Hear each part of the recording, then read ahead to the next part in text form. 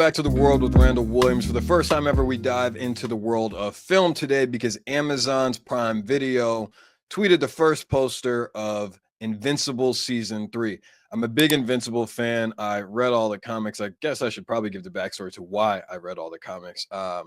In between Invincible Season 1 and 2, there was an extended break that they actually made light of in Season 2. But in between that time, I was like, this is taking an extended period of time. Like I understand, I've read about the process of animating things and why it takes the amount of time that it does.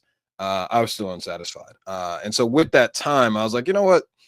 I'm just going to read the comic. That way I can measure my levels of excitement. Should I be excited about this as I am? And I did the exact same thing when House of the Dragon was announced to be in production. Game of Thrones season 8 had just released. We all know how garbage it was. And I needed to know, was it worth me getting emotionally invested into this? Like, that's what I do.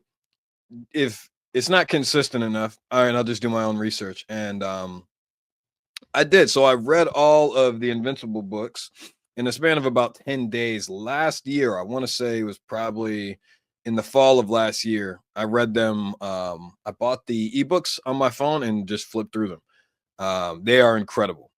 Incredible. Like, you have seen nothing yet. But I don't want to give too much background. The poster shows Invincible, aka Mark Grayson, holding Cecil up. I'll post it here. But it's in a threatening tone. They are very clearly not getting along. And in this specific video, there's not going to be any spoilers. But it does show the tone of where the show is going.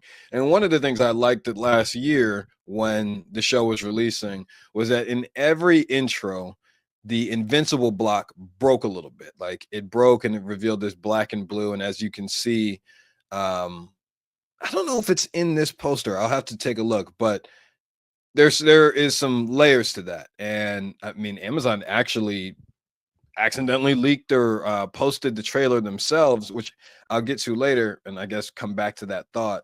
But obviously, Cecil and Mark Grayson have had a bit of a contentious relationship, if you haven't been able to pick up on that, in large part because of, Omni-Man beating the living hell out of him, leaving the world. The world was basically defenseless, and Mark Grayson was their greatest defense, and he just got his ass handed to him. In season 2, Cecil is basically trying to get him to be stronger. And then, of course, they send, I can't remember her name, but they send a Viltrumite to Earth, and she beats the hell out of him. And Cecil's feeling defenseless in this, and so there's an added pressure in the relationship that they have. And it's clear that at some point in season 3, it does get to a breaking point.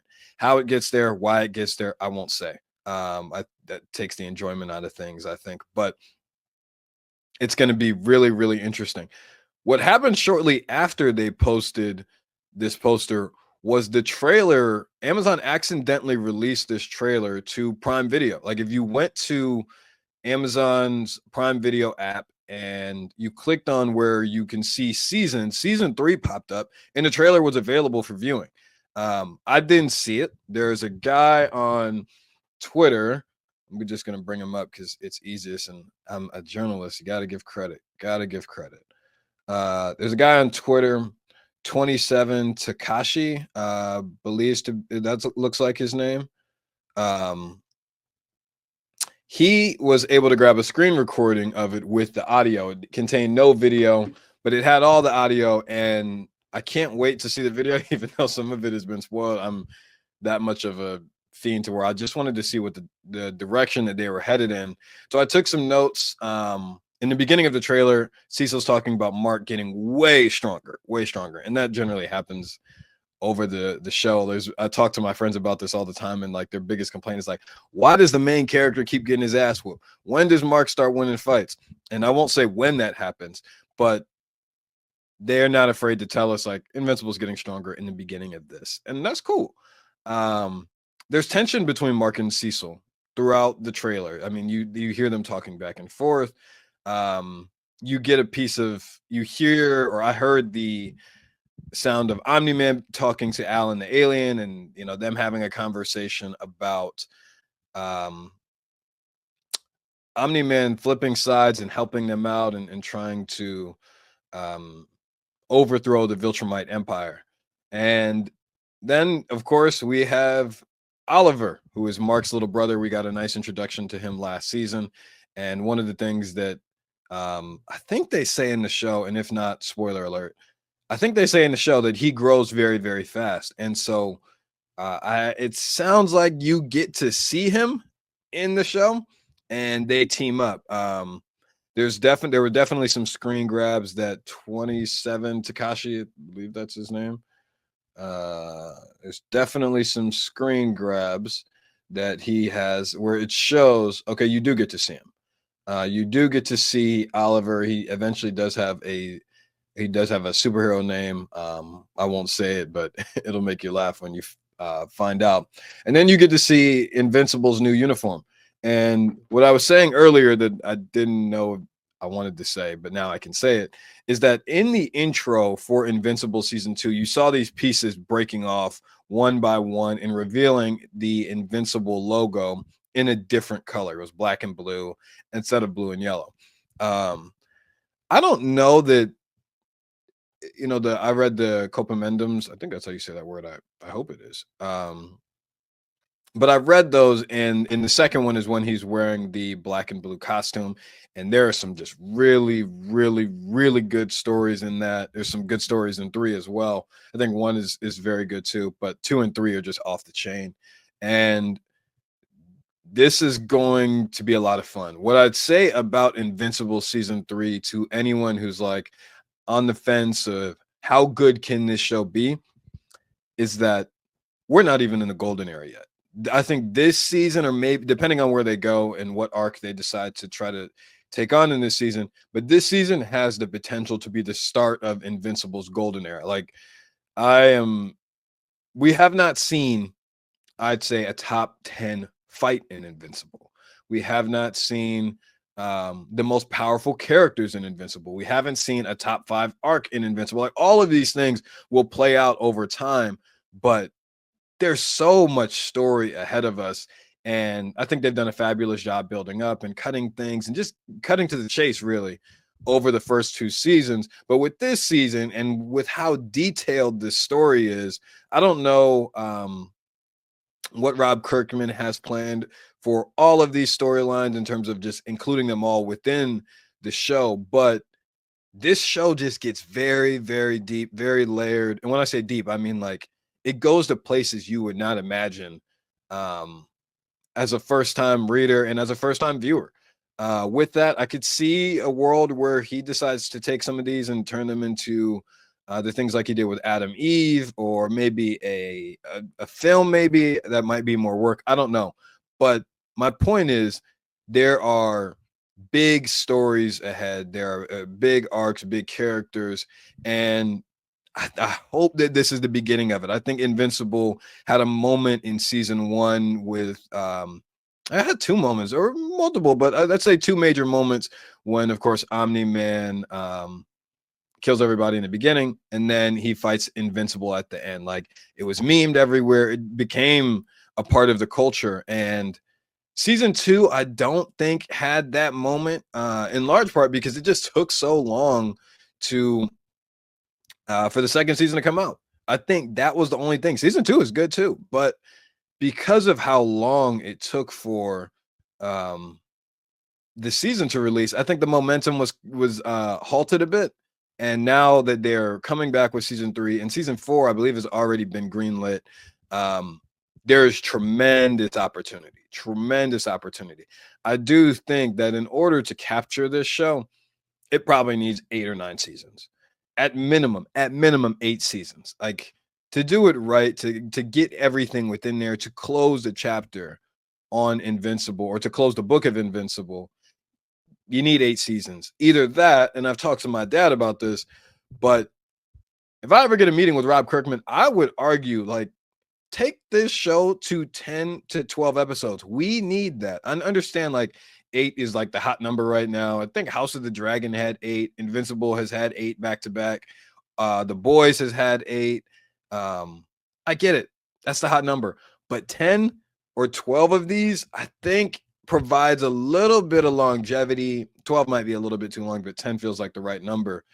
It provides longevity and it provides fans to look forward to something, I'll say. And I think that the 10-week period versus an 8-week period, 8-week being 2 months, 10 weeks being 2.5 months, is almost it gets close to a fifth of the year versus whatever eight, not quite a fifth, but is a little lower than a fifth of the year, and it becomes a part of the conversation. Sometimes when shows release, they release in weird periods, and they suffer from not being able to gain enough momentum. Now, fortunately for Invincible, with it releasing in March, I think Daredevil releases the week before, and that might be its direct superhero competitor.